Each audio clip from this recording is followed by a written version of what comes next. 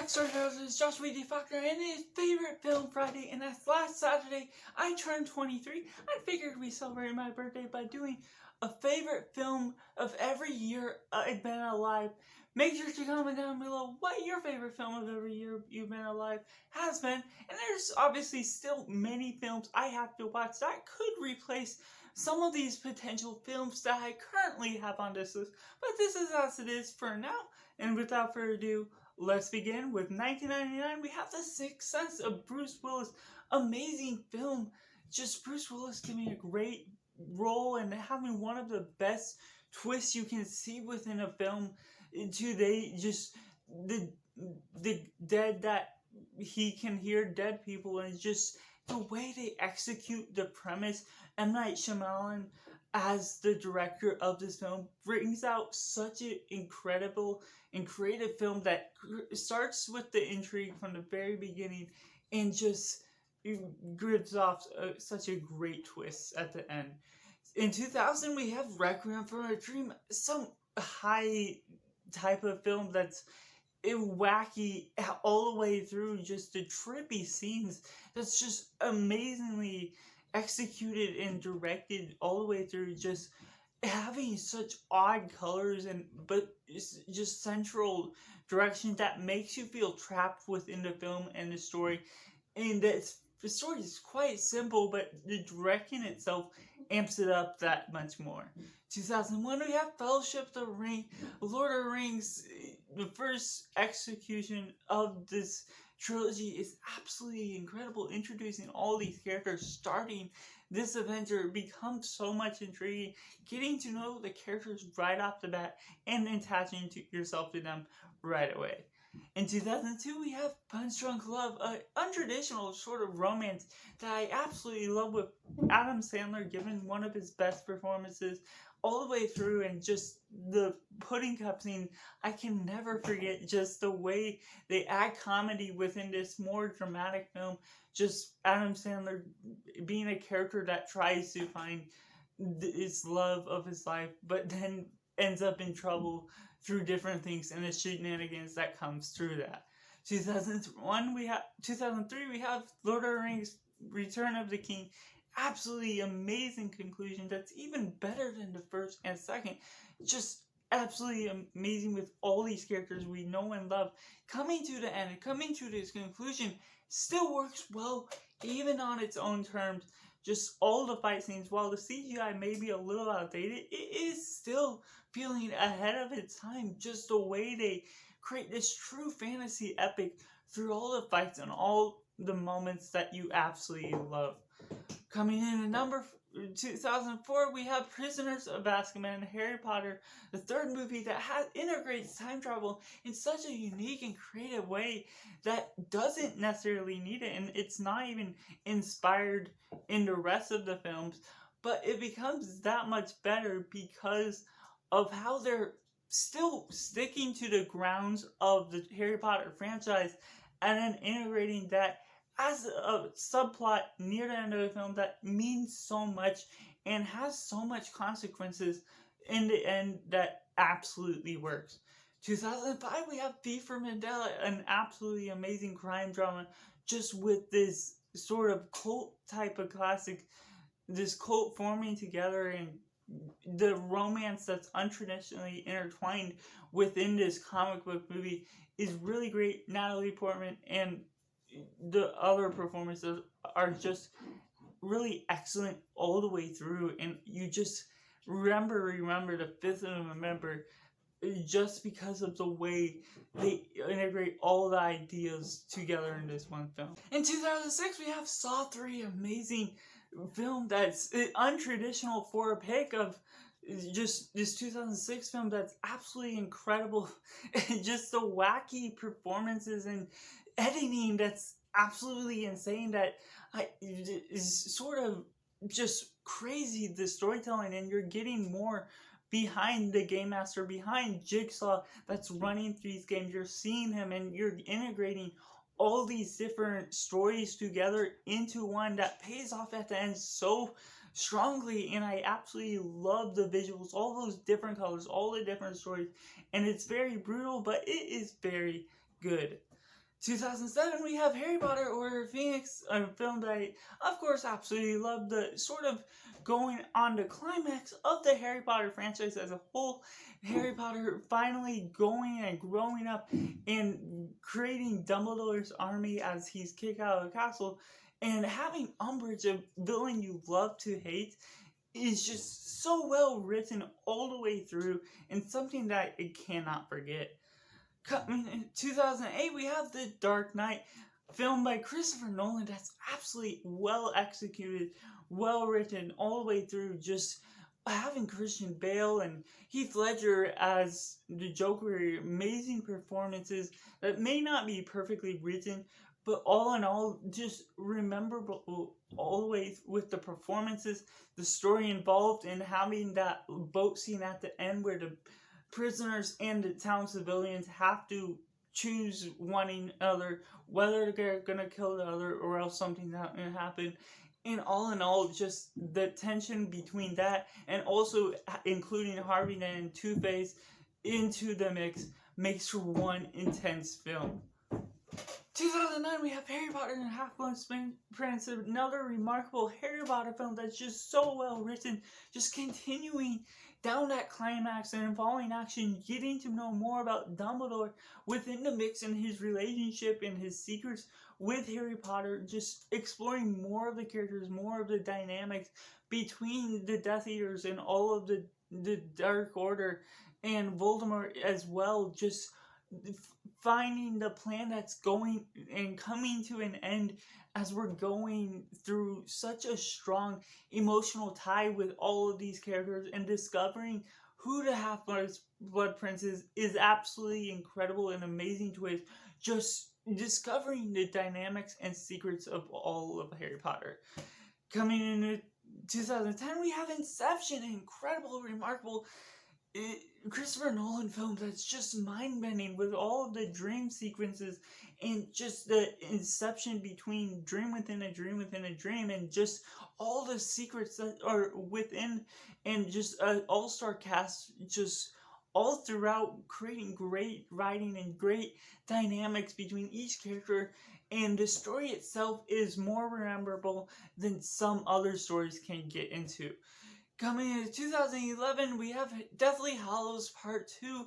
Another remarkable Harry Potter film, once again, might be the last one on this list. That's just absolutely incredible for, again, another amazing franchise finale just coming to a close.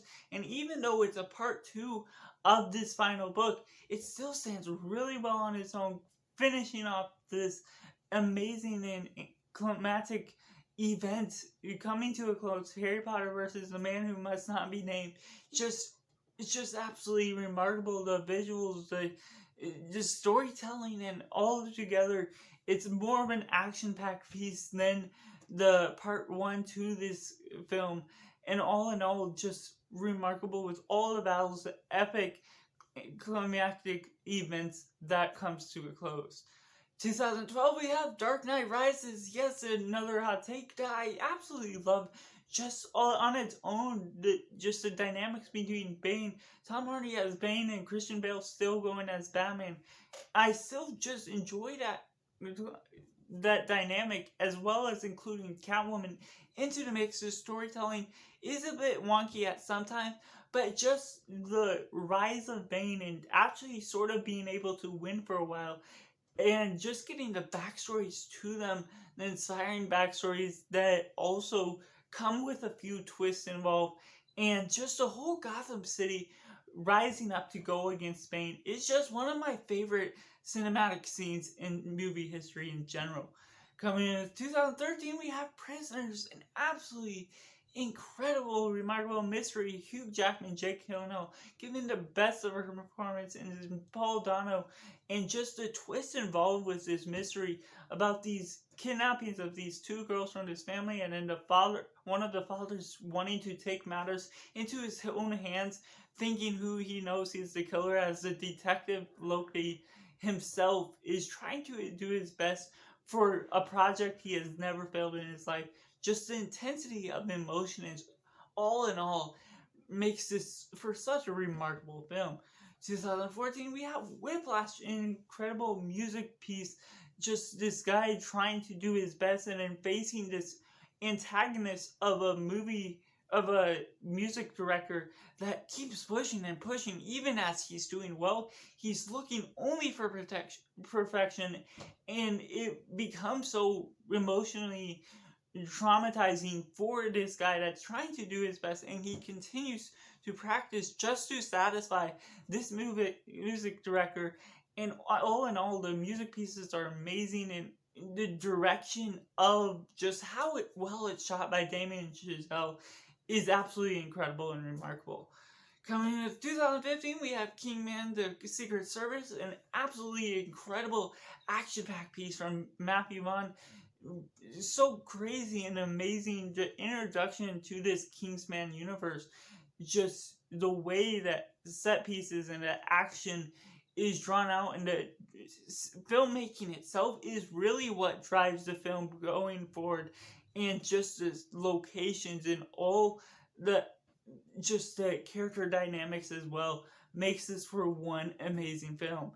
2016, we have Hunt for the Wilderpeople, amazing Taika Waititi film, just going on this simple quest, just having this foster boy go into his family, doesn't get accepted too well, and he runs away. His uncle chases after him, and just the journey they take through that, and then just the accusations made about the uncle that's foster home is just really just well told, and just the comedy that's integrated so naturally in the majestical and different wordplay that's played into it is so iconic for me that I just cannot forget it. It's one of my favorite films of all time in general. Coming in with 2017, we of course have Star Wars The Last Jedi, a take I absolutely love. I actually really love the writing to this film. While it's not perfect in some areas, I actually think it has great themes that are really resonant with me. Just the growth with Rey being a nobody, the idea with that, just really great, being maybe not having set up really well with the sequel that follows, but all in all, just being good on its own means. Ryan Johnson's ambitious directing, changing Snoke's fate, changing different things that absolutely work well on its own if there were no further expectation. And that's how I view this film, and that's why I absolutely love it. I mean, in 2018, we have Hereditary, one of my favorite horror films from A24. Absolutely and crazy, just the dynamics and how it feels so natural in this world, because it can be real in real life. Just the way that demonic possessions take place within the girl, and then with all of this family getting involved, and just the wild direction by Ari Aster bringing this story to life with such a Toni Collette giving an absolutely all-star performance with all the family as well. Just absolutely, it makes me really tense every time I watch it. It's completely messed up, but it still becomes one of my favorites because of how well it's executed. 2019, we have a Joker, an absolutely unsettling performance by Joaquin Phoenix, just giving this all-star performance for the Joker character, giving an untraditional sort of different take on the origin story for Joker that doesn't need to happen, doesn't need to be seen, but the way it introduces challenging ideas to society as a whole is just so well done. And just all in all, you feel for Joaquin Phoenix's performance and Joker in general, and you feel sorry for Joker and want him to succeed through what he's going for, and yet at the same time you absolutely hate what's going to happen because you know the villain he's going to become. 2020, we have Ordinary Love, an unpopular take that not many people have seen. I want to recommend it every time I talk about it, and it's just such a simple take with simple music and beautiful visuals, but it's well told with this just this couple where the wife has gotten breast cancer, and there's this Asian couple that has dealt with the loss of their daughter, now dealing with the breast cancer, and just being together, the relational impact that they have together, Liam Neeson and Leslie Manville, just putting on such a simple performance that the director puts together in total and brings out such a powerful movie that just resonates with me, and somehow just I love it every time I watch it. 2021, we have Dune, amazing, absolutely amazing sci-fi epic by its own means. Just the way they adapt this from the book that I read beforehand is so well executed. Just being the first part of this amazing book is so well told, and with an all-star cast, I was worried that it was gonna fail. It was gonna focus too much on just having big name actors, but the way they give off their performances makes me so lost within this film, makes them feel unrecognizable as the actors they are, besides for the fact that they're giving such great roles that do so well performing what they're meant to be given. And with the most recent year, while it's only 4 months into the 2022, my favorites so far are The Northman and The Batman, both great films for their own means. Northman, a great film by Robert Eggers, just this brutal and Nordic culture that's like untamed and unmatched and just goes all out for its own means. And The Batman is one of the best comic book movies told today by Matt Reeves, and just the way they integrate this fear culture and how he is driven, and Batman being vengeance and having a character's journey to become growth as he faces one of the best written mystery thrillers with the Riddler, and an integrating Falcone as well as the Penguin, each given their own screen time and feeling so well balanced, and even throwing in Catwoman into the mix as well makes this for one amazing film. But of course, that's my favorite films of every year I've been alive. Make sure to comment down below what your favorite film of every year you've been alive. Make sure to let me know down in the comments below what you thought of my list as well. Thank you for watching. Bye for now.